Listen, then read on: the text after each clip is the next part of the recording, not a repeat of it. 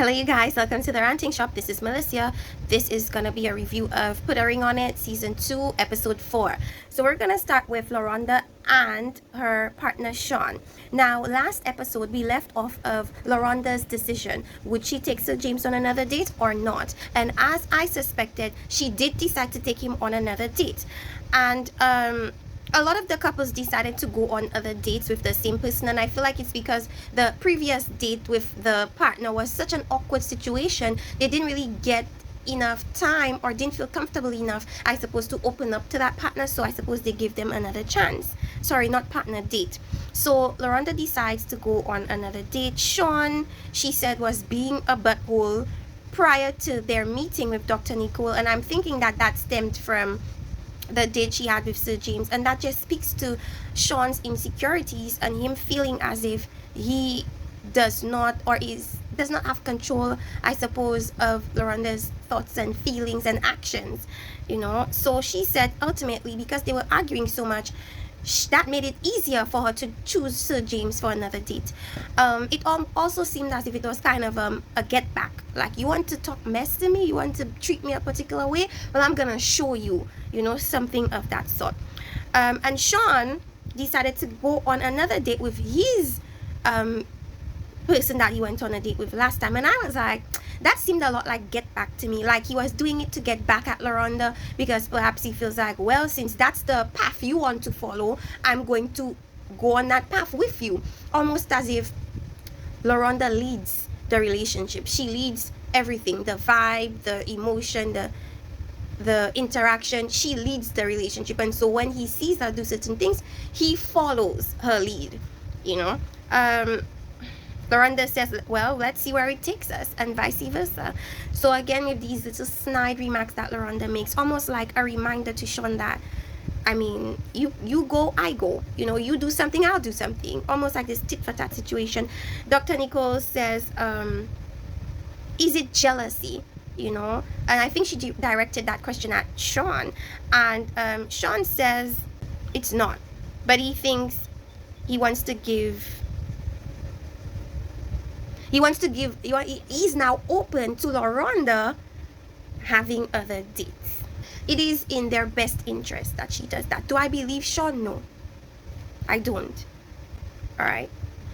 Sean goes to the studio. He meets Brittany. Brittany's singing. He asks Brittany basically why she's single, and she's saying a lot of the people she's dated has not been able to really understand her career and what it requires of her. She's more focused on her career as opposed to relationships. She says to him, well, you look as if you're a type of person that is okay with admitting that you're wrong. And he says he is. He mentions that he is a crier, and I'm like, when the conversation ended and he was like, let me leave, I was like, that's it? That's all we get from their date? But what we did ultimately gather from Sean was that she and him are compatible. So James and LaRonda go bowling. Of course, they have that playful, competitive spirit about them. And LaRonda and Sir James had a recent live on Instagram. And what I gathered from that live was exactly what she said when she met with Dr. Nicole. And we will get to that later. So they talked about Sir James's last relationship. He said it lasted 4 years, or it was 4 years ago. And she cheated on him. And he mentioned that that was his first relationship. And I'm like, does this man have commitment issues? Because he has lived Sir James must be 40-something by now, and he's only been in one serious relationship. And that is a little bit of a red flag to me, because it's like, does he have issues with being committed in a relationship? Did that last relationship scare him, or did it scar him to a point where now he's jaded about relationships? Like, it's weird to me, considering his age. She mentions that Sean is insecure, and the analogy that he took from her explaining what Sean does, like basically policing her on where she goes, is that Sean is treating her like that's his kid. And that is ironic, considering the last episode we were thinking LaRonda was treating Sean like a child. So the way Sean polices her, I don't think that's him treating her like a child. I think that's his insecurities showing up as him wanting to be absolutely sure of what she does when she's not in his presence. And that's that thing I told you guys the last time. He does not quite know where LaRonda is. I feel like even though Loronda makes it clear that you are my choice, I have been choosing you, he's still not sure because he's looking at her actions and feeling as if she's doing things that does not align to him being her ultimate choice, you know. And whether that's in, it seems a lot like that's in his head as opposed to what's really happening. But then again, I do understand that certain things Loronda says or how she moves translates to a nature of her not being a bit elusive, I should say. She basically says it's draining to soothe him, and to soothe him when he's insecure, and to soothe him when he's sad, and when he's crying, and when he's having tantrums. It's exhausting for her. And she appreciates the fact that she doesn't have to do that with Sir James because he comes across as confident and very sure of himself. But then again, that's only the second date, you know. Sean says he doesn't want to end up in a sticky situation as it refers to the date. He uses the term of fire. You know, when he notices that something is too comfortable or too easy to get into or fall into, he backs up on that. And he did that to the first date that he went on when he mentioned that she seemed too perfect. Almost like he's self-jeopardizing his potential relationships. And I feel like it's because he's afraid, as I said initially, of what he might do. He's afraid of his actions. Remember, he doesn't want to be his dad. And so in his attempt not to be his dad, he is doing all he can to prevent himself from being in a situation where his dad will show up. And Dr. Nicole got him for that. And it's like, if you have to think of not getting into anything sticky or dangerous, your mind is already at that sticky and dangerous place. You know, and that is significant. You're already in it. And your way of combating that is to not allow yourself to get further in it, but you're already in the situation. Okay, he doesn't trust himself because he doesn't trust that he is not his dad. He doesn't trust that he's not his father. However, Loronda ultimately said she doesn't want to go on a second date with Sir James, and as I said, they did the IG live, and just based on their interaction on Instagram, you could tell that Loronda led a lot in that conversation, and that could also be another form of exhaustion she'd have to face in a relationship, always having to lead the conversation, always wanting to almost poke your partner for details. What do you mean? What do you mean? Because Sir James doesn't seem like somebody that talks a whole lot. He doesn't seem like somebody that likes to explain himself a whole lot. So I completely understand why Loronda would not go on a second date with Sir James. I am with her on that.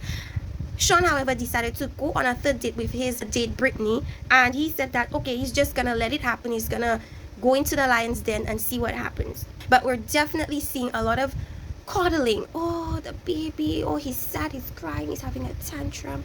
Let me just take care of him. She's coming to the realization that it is exhausting to constantly have to do that, and she wants desperately to be free of that. And I hope that rings bells in Sean's head to work on himself so that he doesn't bring all his burdens onto his partner.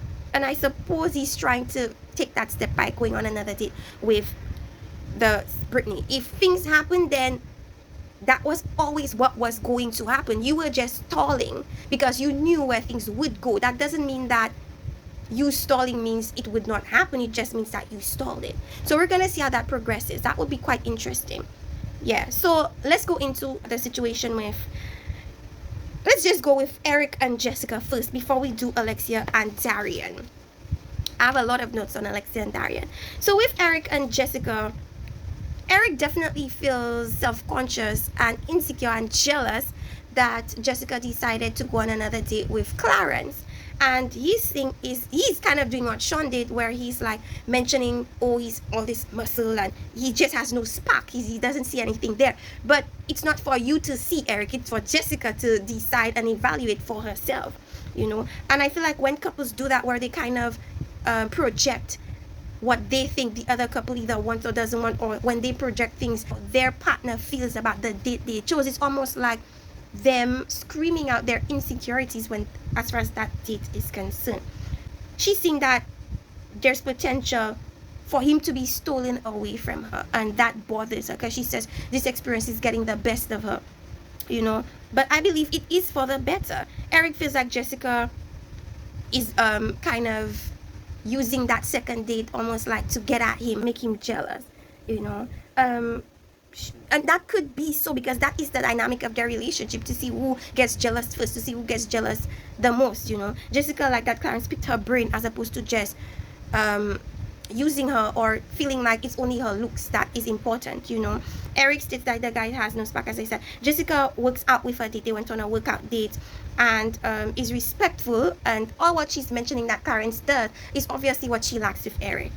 So Clarence is respectful and she likes the attention and the confidence that Eric gives her and that Clarence gives her, and that's obviously what she's not getting from Eric.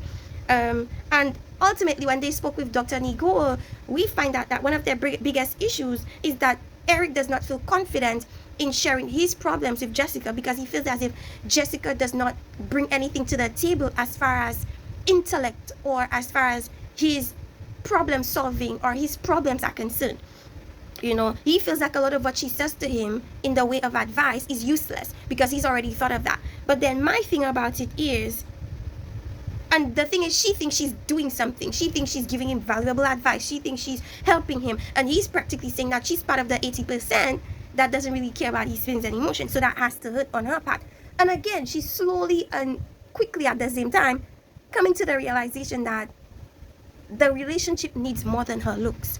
The relationship needs more than beauty, because beauty is only gonna take you so far. I mean, it's great initially, that's what attracts you to the individual, but when you come to the realization that, okay, in a relationship you need more than looks to get past certain things, he is realizing that, she is also realizing that. Now they have that discussion. She of course feels offended because she feels like she gives him good advice. But my thing with Eric is that, Eric, you never got with this woman for her intellectual capacity and for her problem solving skills. You got with her for her looks. So if looks is all that you're getting, that is what you got her for. So I don't understand why now it's such a big deal, because now I guess you're coming to the realization that looks is not everything and you will need more than that, and she would have to give you more than that for you, I suppose, to stay in that relationship. But at the end of the day, you're not gonna get that from her because that's not who she is. It's like you're trying to get things from her intellectually that she is unable to give you, period.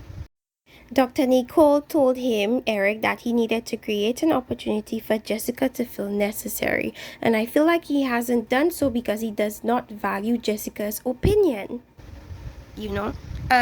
Of course, she conflates things and turn things around and says, well, is that why you don't want to talk to me? And he's like, it's not that he doesn't want to talk to her. He just basically broke it down that it's not that he doesn't want to speak to her. It's that sometimes speaking to her is pointless. That's what he's saying. And she of course feels offended by it, but I understand where he's coming from. You're not giving him anything to work with, anything to use, like practically to move forward in a positive way. So, she feels like if communication is not up to par or is not gonna be up to par, then the relationship is gonna be rocky. I don't think that's the only thing that's gonna make the relationship rocky or that is making the relationship rocky, but it adds to it. Jessica says she doesn't get that excitement from Clarence that she gets with Eric, and for that she no longer wants to be in a relationship with, or what am I saying, she doesn't want to date Eric anymore. So of course that makes Eric happy. He kisses her on the cheek, and I just feel like this couple doesn't get it sometimes. It's like, it's not a win to not go on another date with someone. It's just a stall. It's just a pause. It's not the end. So every time your partner declines another date, it's not a point of celebration. So when they do that, that kind of irritates me. I forgot to mention, when they were in the car talking, Jessica was saying that, a lot of the castmates are insecure, and I guess that she sees that in herself as well, because at the beginning I was like, the castmates are insecure, have you seen yourself, have you watched your behavior, but she also senses her insecurity as well, and it's something that they both have to work on because they're both insecure. In the next preview, we see a lot about now his NFL career comes into play, and a lot of these NFL players, their whole identity is their sport. So then we're gonna get to see more of Eric's insecurity with himself and with Jessica. Let's go to Darian and Alexia. So Darian goes on another date with Kai. Alexia, of course, she doesn't feel happy about it. She feels disrespected about it because she feels like, Kai, you've only been knowing Kai for a couple of days and you're already wanting to get to know her so much so, and we're having all these issues in our relationship, and it seems like you're not fighting for the relationship. Darian, they talk a bit about the communication issues. Darian feels as though there's no communication. every time there's issues with him and Alexia, he goes to the condo, and I suppose that's where his music studio is. So he does music every time they have issues. They're not having sex, and we come to see why. She says it's because she doesn't essentially trust him because of the communication. He does not give her that reassurance that he's not doing something grimy. Because she says whenever he goes to the condo, he doesn't speak to her until the next morning, and then she doesn't know what he's doing within that time. And that's why she's not feeling confident to give him sex. Darian says it's hurtful of her to not trust him in that way, and she feels as if every time he's been accused of infidelity, it's a big slap in the face to him. And then he puts it back on her, like, you have so much male friends, and she shuts it down like, and they're just friends, you know. And he's talking about hot eyes, and she's like, it means nothing. So he's basically saying he trusts her despite that, but she doesn't trust him when it comes to his whereabouts and his lack of communication with her. So she says that her friends support her in that regard, and he feels like that's not the type of support that he gives her, but he does still give her support. They're stuck in stagnance because of love, and that is profound, and that is what Darian said. In her heart, she said she doesn't believe that he's cheating, but based on his actions, she doesn't trust him. They go on a speed cat date, him and Kai, and he feels like they spoke a lot, and Kai has children, and he loves that she lights up when she speaks about her children, and she mentions being at rock bottom, and, you know, working her way through and dealing with her wanting to open a beauty bar, and he relates to her on that because he also has children. And Kai asked him a good question. Kai asked him, if Alexia told you to not go on any more dates with me, would you listen to her? And he says no, because in his head he feels like that helps their relationship. The fact that Kai poses such a challenge, Kai poses such a threat, makes, I suppose, Alexia step up and makes their relationship better. Darian doesn't feel like he's been listened to. Kai doesn't feel like she's been listened to. You know, and Dr. Nicole, of course, visits them. And then she sees how they were both on 1,000. You know, as soon as they go sat down, they were just going at it. And I feel like the biggest issue for them is communication. They're not hearing each other. They're not listening to each other. He feels like Alexia is lying. Alexia feels like, you can't tell me that my truth is a lie. But I suppose he's referring to her thinking that he's cheating when they're not communicating. That is not true. But she feels like it is. Feels like Darian doesn't call her. Dr. Nicole's like, okay, so what's the root? The root is she wants to get married at a certain time. Okay, whenever the topic gets to marriage, their minor issues become a big issue.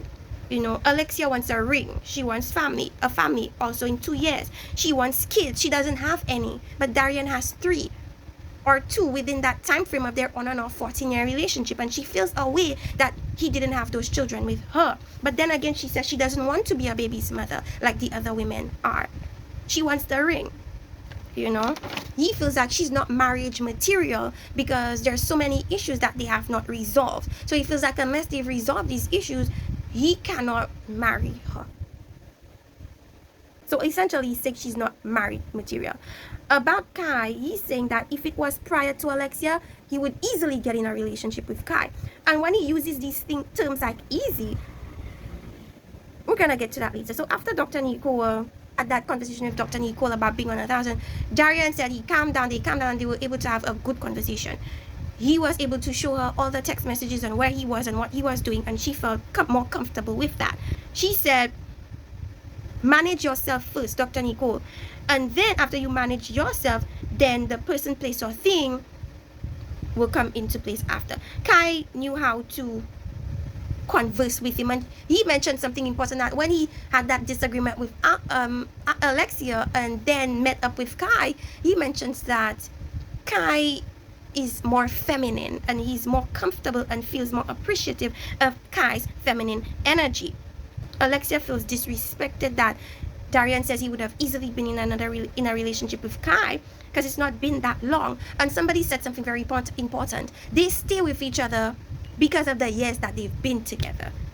But I know that they know that they're not good together. But of course, 14 years together, it's like a condition. Since we've been together that long, we owe each other A, B, C, and D.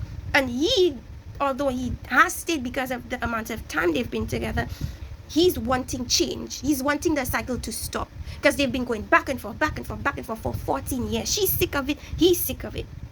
And he's seeing Kai as this way out, as this new thing. you know, as what Alexia used to be, as what his new life could be, instead of this perpetual cycle that they're going into. And I noticed one thing with Darian. He does not tread carefully around Alexia's feelings. He almost does not feel the need to protect her feelings when he talks about certain things. On the date that Darian has with Kai, he keeps bringing up the fact that Alexia is intimidated by Kai because Alexia knows what Darian wants. Why does he always feel the need to compare and contrast them? Especially when he refers to Kai. You know, he just outright says things and he doesn't regard her feelings. We saw that the first time he went on a date with Kai, and how disrespected Alexia felt and how nonchalant he was about how she was feeling. You know, and I feel like a lot of it has to do with, I suppose, Alexia's masculine energy. He feels like she doesn't need to be coddled and her feelings doesn't need to be tread softly on because she's manly, you know, and men should be able to take that type of thing. That masculine energy is like, you could take stuff, so I don't need to baby you. You know, that's where he's probably thinking it is with her. And she does operate on masculine energy a lot, you know, and that alpha energy that she keeps talking about, you know. And what really kind of irritated me with Darian a bit is that clearly you see that your actions bother her, but regardless of that, you continue to kind of trample on her feelings. Even next scene, we see him running because Alexia walks up from the meeting because, of course, she feels a way that Darian still wants to go on yet another date with Kai. And she's feeling beyond disrespected, and she walks out, and Darian follows her and goes, what do you have with this girl? Basically telling Alexia, what is it about Kai that bothers you so much? And it just speaks to the fact that he's so insensitive when it comes to Alexia and her feelings. It's like he wants to push her to the edge, so to speak. So anyways, we're gonna see how that comes through in the next episode.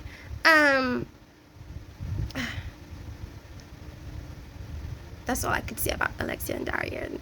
Just that they don't need to be together. Walk away, Alexia. You've been in this cycle for years. Aren't you tired?